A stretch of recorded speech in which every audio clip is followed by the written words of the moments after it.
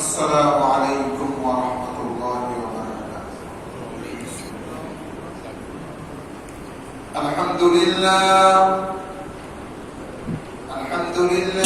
نحمده ونستعینه ونستغفره ونؤمن به ونتوکل علیہ ونعوذ باللہ من شرور انفسنا ومن سیئات اعمالنا من يهد الله فلا مضل له ومن يضلله فلا هادي له ونشهد أن لا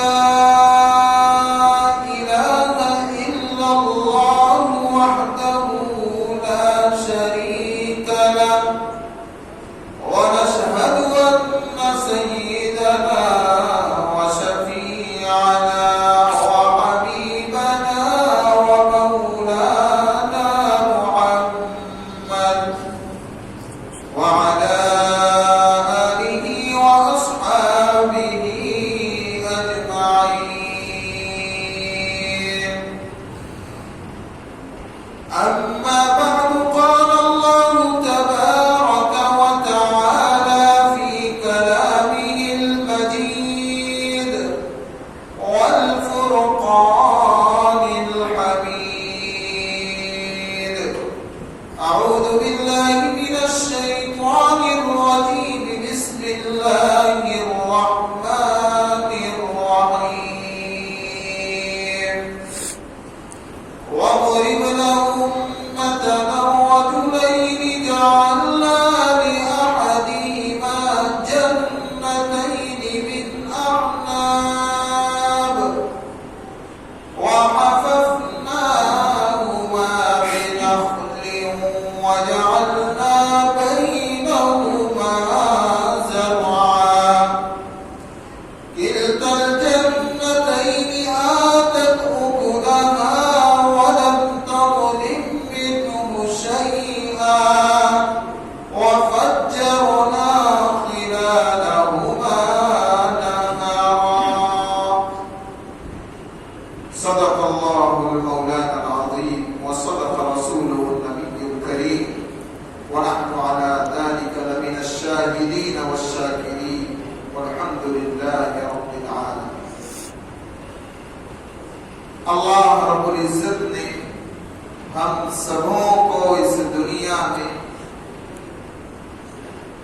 اپنی رضا کے حصول کے لیے بھیجا.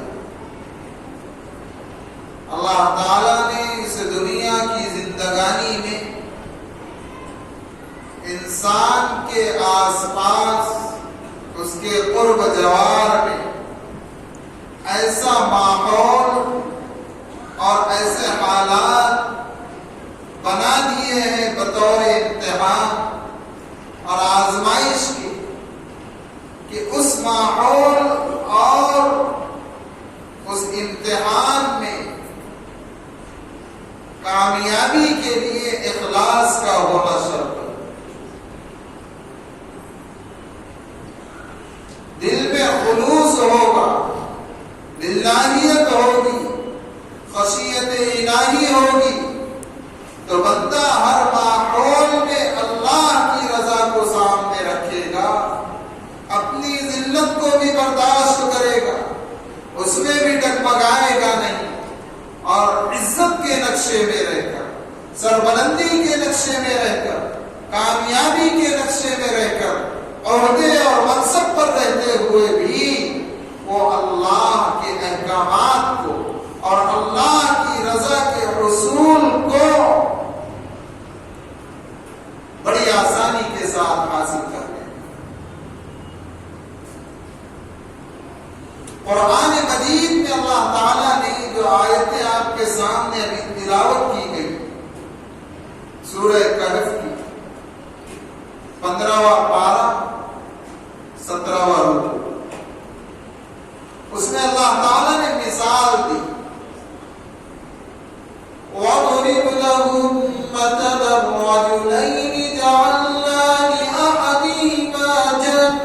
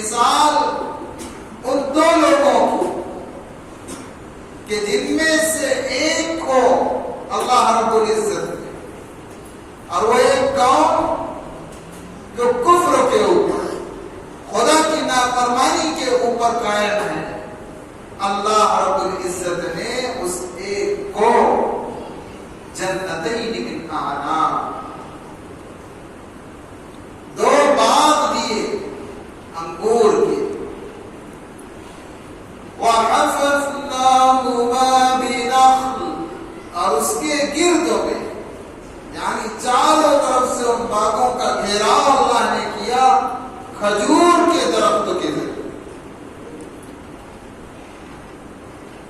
وَجَعَلْنَا بَيْنَهُمَا زَرْعًا, اور پھر ان دونوں انگوروں کے باغات کے درمیان میں اللہ تعالیٰ نے کھیتی کا باغ کیا, کھیتی ہو رہی ہے.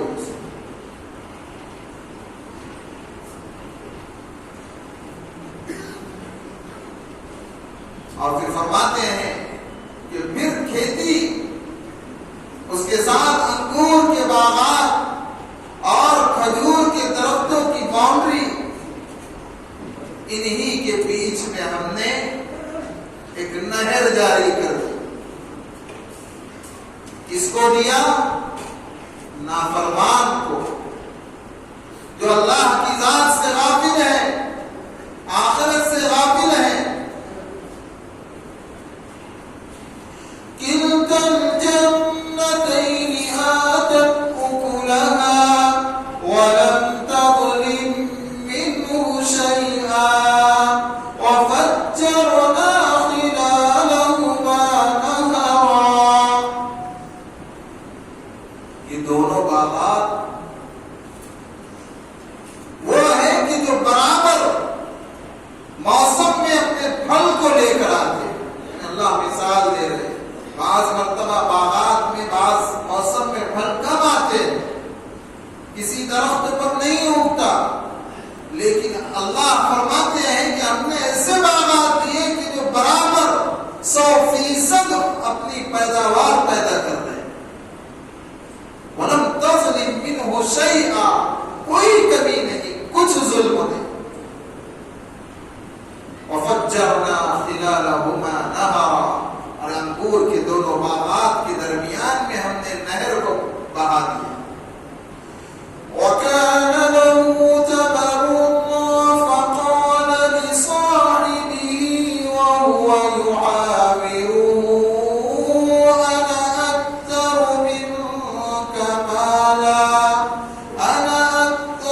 مِنكَ مَالًا وَأَعَزُّ نَفَرًا.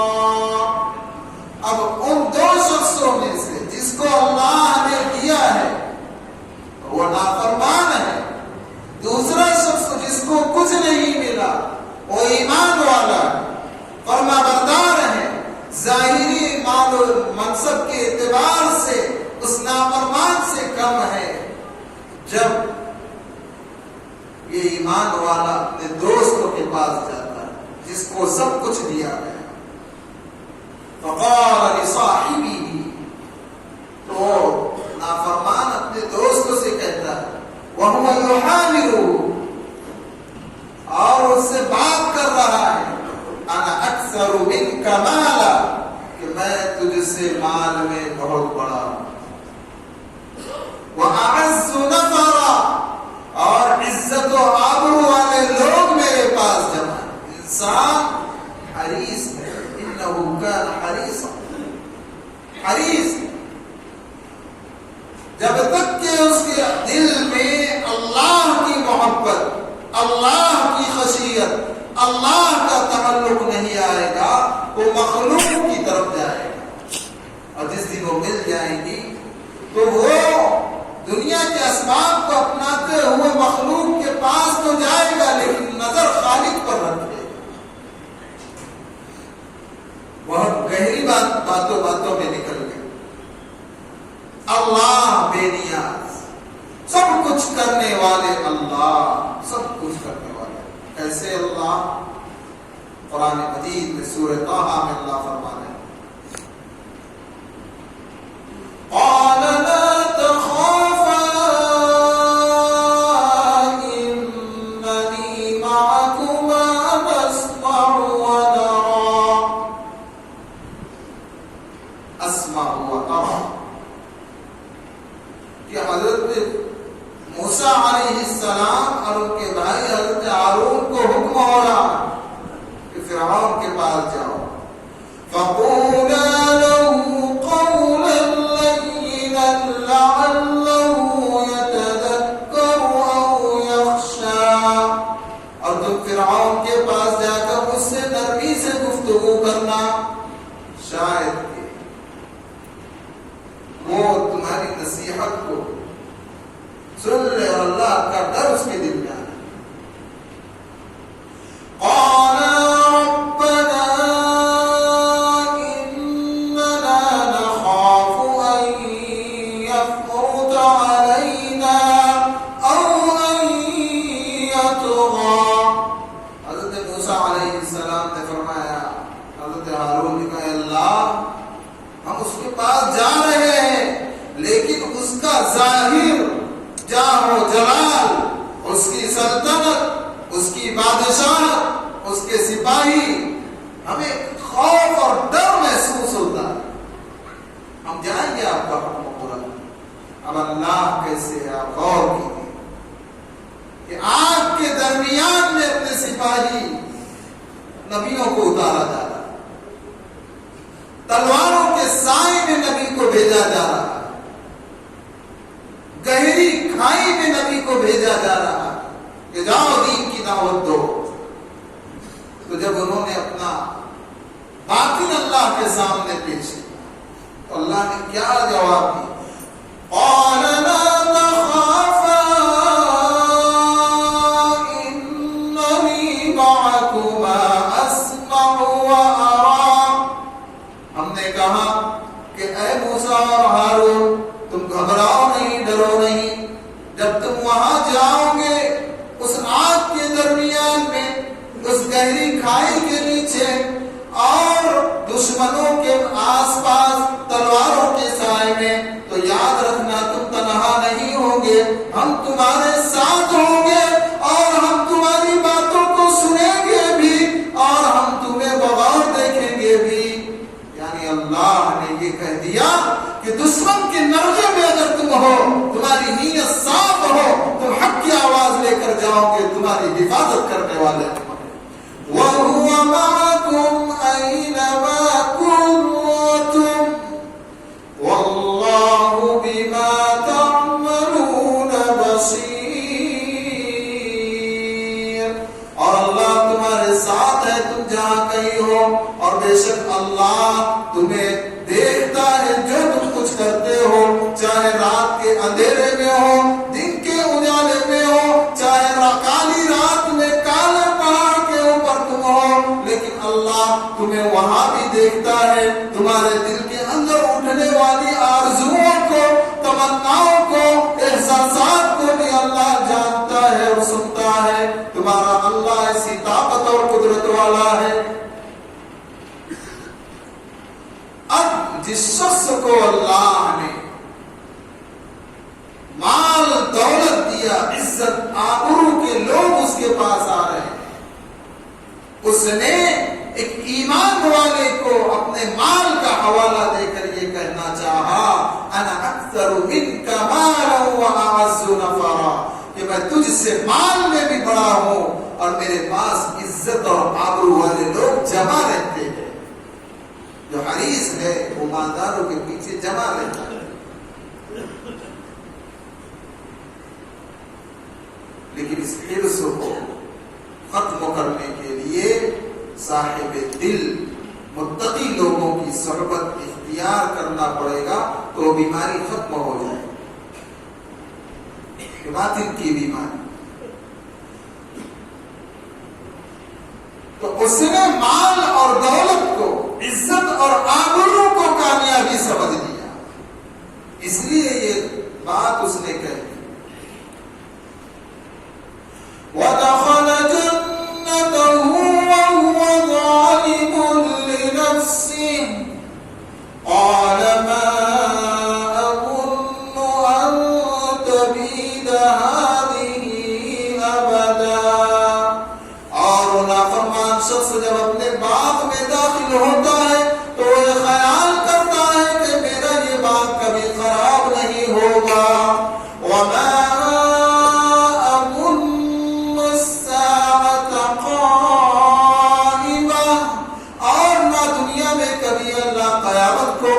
کرے گا, یہ اس کے کفر کی علامت اور نشانی بیان ہوئی. وَلَئِن رُّدِدتُّ إِلَىٰ رَبِّي لَأَجِدَنَّ خَيْرًا مِّنْهَا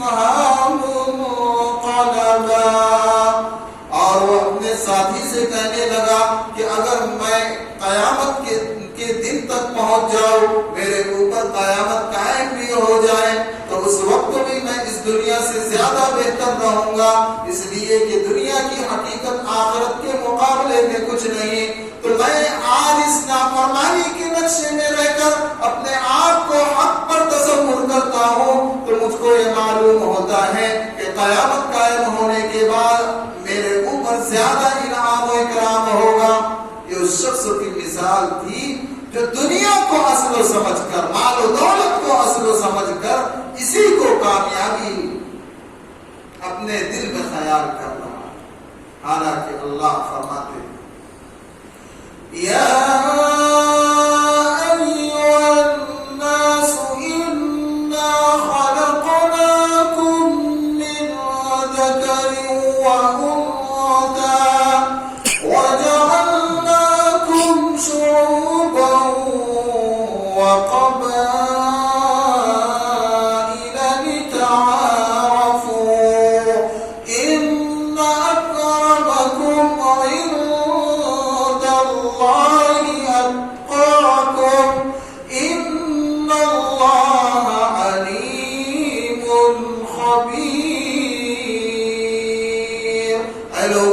ہم نے تم کو مرد اور عورت کی شکلوں میں پیدا کیا، تمہیں ہم نے مختلف قبائل میں بانٹا، تمہارے قبیلوں میں مختلف قسموں کے نام رکھے، کوئی کسی سرنیم سے جانا جاتا ہے، کوئی کسی سرنیم سے، لیکن یاد رکھو یہ اس لیے ہم نے کیا ہے کہ تم آپس میں ایک دوسرے کے خاندان کو پہچان سکو، رشتہ داری کو پہچان سکو، نسبتوں کو پہچان سکو، لیکن یاد رکھنا کامیابی کی بنیاد رشتہ داری کے اوپر نہیں، کامیابی کی بنیاد خاندانوں کے اوپر نہیں، کامیابی کی بنیاد مردوں کے اوپر نہیں، عورت کے اوپر نہیں، کامیابی کی بنیاد نام و نمود کے اوپر نہیں، کامیابی کی بنیاد عہدے اور کرسی کے اوپر نہیں، کامیابی کی بنیاد اللہ کی نگاہ میں سب سے زیادہ معزز شخص، اللہ کی نگاہ میں سب سے زیادہ مکرم شخص، اللہ کی نگاہ میں سب سے زیادہ عزت والا، شرافت والا، کامیابی والا، اونچے درجے والا شخص وہ ہے ان اکرمکم عند اللہ اتقاکم، بے شک تم میں سب سے زیادہ مکرم وہ ہے جو تم میں تقوی میں زیادہ بڑا ہوا ہو، جس کے دل میں اللہ کی محبت ہو، جس کے دل میں اللہ کا ڈر ہو، جس کے دل میں خشیت الہی ہو، جو اللہ کے اوامر پر عمل پیرا ہونے والا ہو، اللہ کے نواہی سے بچنے والا ہو، جو اللہ کا فرما بردار بندہ ہو، اللہ کی نافرمانی سے اپنے آپ کو بچانے والا ہو، جو آخرت کو اصل زندگی مانتا ہو، جو مرنے کے بعد کی زندگی کے لیے تیاری کرنے والا ہو، جو نمازوں کا پابند ہو، جو قرآن مجید کی تلاوت کا پابند ہو، جو ایک دوسرے کے حقوق کو شریعت کے مطابق جان کر ادا کرنے والا ہو، ایسا شخص مکرم ہے، ایسا شخص معزز ہے، ایسا شخص کامیاب ہے۔ اور جو شخص اس دنیا کے اندر دھوکہ دہی کرنے والا ہو، فریب دہی کرنے والا ہو، حرام کھانے والا ہو، اپنے گھر والوں کو حرام کھلانے والا ہو، نمازوں کو چھوڑنے والا ہو، ماں باپ کا نافرمان ہو، اپنے رب کا نافرمان ہو، پیارے آقا حضرت محمد رسول اللہ صلی اللہ علیہ وسلم کی اتباع کے خلاف زندگی گزارنے والا ہو، ایسا شخص چاہے دنیا میں مال عزت والا ہو، عہدے منصب والا ہو، بڑی ڈگری والا ہو، بڑے نام و نمود والا ہو، اللہ کی نگاہ میں وہ شخص زیرو ہے۔ کامیابی کی بنیاد اس شخص نے اپنے دوسرے ایمان والے بھائی کو یہ بات کہی کہ میں تجھ سے بڑا ہوں اور میرا حال یہ ہے کہ یہ باغ جو اللہ نے دیا ہے مجھ کو، گویا اللہ مجھ سے راضی ہے، حالانکہ نافرمانی میں زندگی گزار دی۔ قال له صاحبه وهو يحاوره أكفرت بالذي خلقك من تراب ثم من نطفة ثم سواك رجلا۔ اس ایمان والے نے اس نافرمان کو کہا کہ اے میرے دوست، کیا تو اس اس اللہ کی نافرمانی کر رہا ہے جس نے تجھے مٹی سے بنایا، تجھے نطفے سے بنایا اور پھر تجھے ایک بہترین شکل عطا کی۔ میں تو اس اللہ کو مانتا ہوں، لیکن اللہ ربی ولا اشرک بربی احدا، میں تو اس اللہ کو مانتا ہوں جس کا کوئی شریک نہیں، میں اس کی ذات میں، اس کی صفات میں کسی کو شریک نہیں مانتا، اور مجھے اس اللہ سے یہ امید ہے فعسى ربی ان یؤتینی خیرا من جنتک، مجھے اس پروردگار سے امید ہے کہ اگر وہ چاہے گا تو مجھے تجھ سے بہتر باغ دے گا،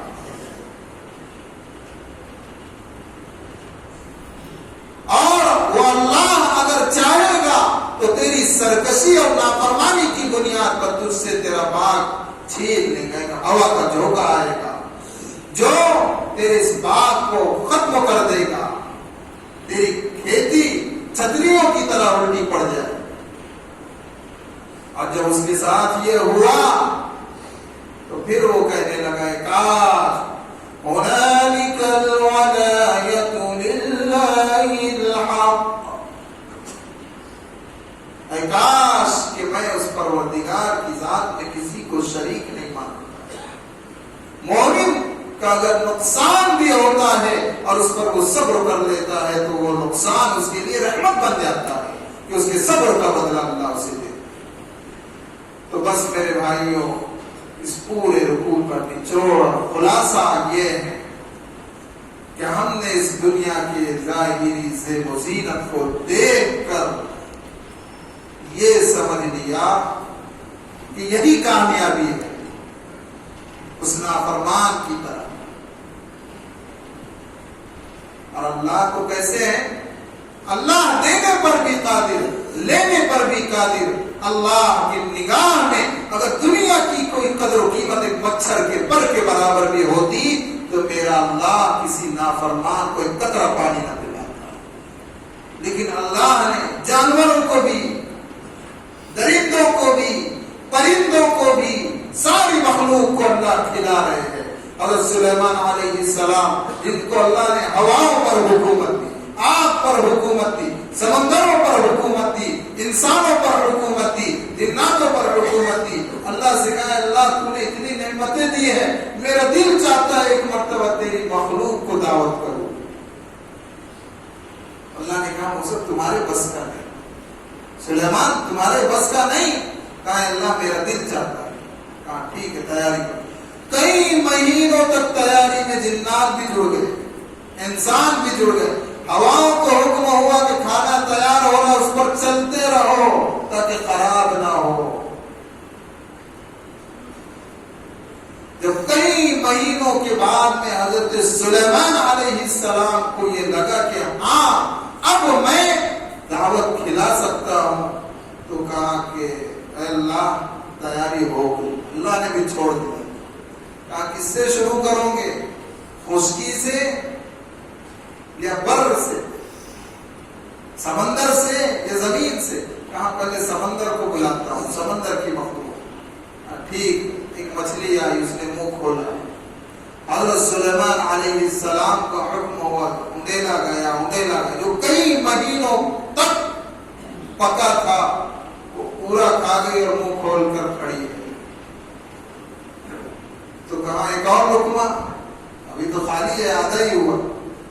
تو مچھلی سے حضرت سلیمان علیہ السلام نے کہا، اس نے اللہ سے پہلے کہا کہ میرا ایک اور لقمہ۔ کہا کہ سلیمان کی دعوت۔ کہا سلیمان، اللہ نے بولیاں سکھائی تھی حضرت سلیمان علیہ السلام۔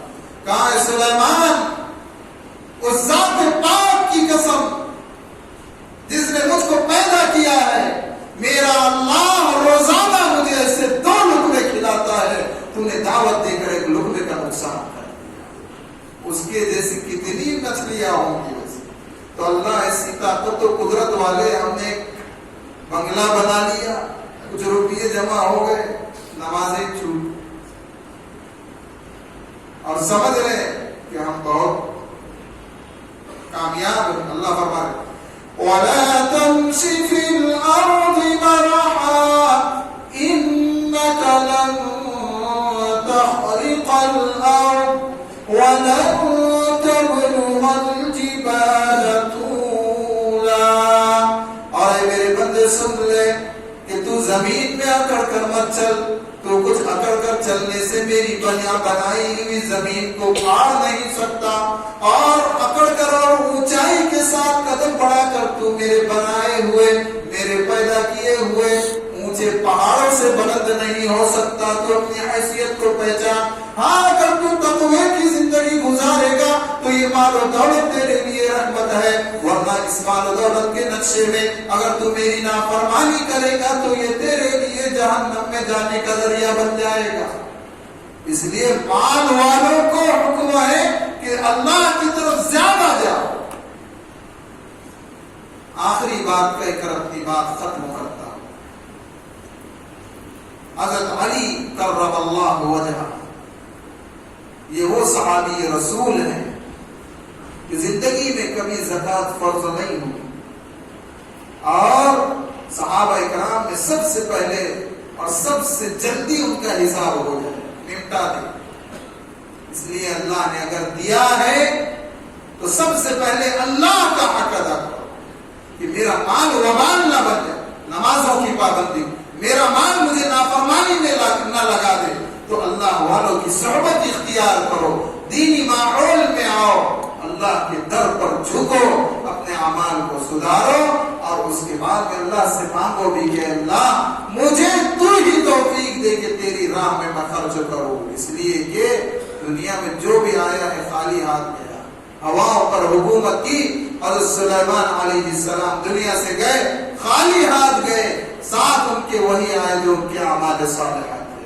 تو جو تلاوت کی گئی تھی قرآن مجید کی آیات کی تو اس پر آپ ساری بات فٹ کر لو اپنے اوپر کہ یہی مال و دولت کو ہم نے اصل سمجھ لیا. اور اللہ چاہے تو جو دینے پر قادر وہ دینے پر بھی قادر. اللہ ہم سبوں کو صحیح سمجھ عطا فرمائے. رات کٹ گئی ہنگامہ گستری میں تیری. اے بندو اے اللہ کے نبی علیہ السلام کی پیاری امت کے پیارے لوگوں سن لو. ہماری زندگی دنیا کے ہنگامے میں کٹ رہی ہے. سحر قریب ہے. اللہ کا نام لے ساکی. موت کب آ جائے گی ہم نہیں کہہ سکتے. جو لمحات ملے ہیں اللہ کو یاد کر لو. جس طرح جمعہ میں مسجدوں کو فل کرتے ہو 5 وقت میں خصوصی طور پر فجر کی نماز کی پابندی کرو. اللہ روزی میں برکت دے گا. اللہ تمہاری اولادوں میں برکت دے گا. تمہاری اولادوں کو نیک صالح بنائے گا. تم نیک بنو گے تمہارے اثرات اولاد میں آئیں گے نسلوں میں آئیں گے. ورنہ جو حالات ہو گئے کہ قیامت کی بے شمار نشانیاں ظاہر ہو چکی ہے. میرے بھائیوں آگے نسلوں کے دین و ایمان کی حفاظت کا مسئلہ ہے. دنیا کو چھوڑو. وقت ضرورت کے مطابق دنیا کو اپناؤ اور زیادہ تر اپنے آپ کو اپنی نسلوں کو اللہ کی طرف ڈھکیلو. آخرت کی کامیابی پر لگاؤ. اصل ہمیشہ ہمیشہ رہنے والی زندگی آخرت کی ہے. اللہ ہم سبوں کو عمل کی توفیق عطا فرمائے. وآخر دعوانا ان الحمد للہ رب العالمین.